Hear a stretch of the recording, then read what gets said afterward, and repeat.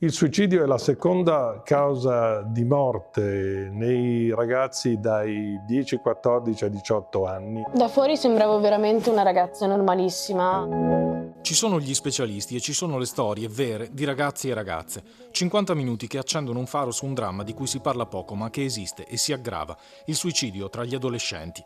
Il docufilm che se ne occupa si chiama Come stanno i ragazzi ed è stato proiettato in anteprima nazionale al Multisala Pio X di Padova. Abbiamo deciso per un anno e mezzo oramai quasi di seguire le storie di alcuni ragazzi veri, quindi ragazzi dai 10, 14 fino ai 18 anni che sono passati attraverso i reparti di neuropsichiatria, molti di loro che hanno tentato il suicidio, che per fortuna adesso stanno bene, per cercare di intaccare questo tabù di cui non si parla.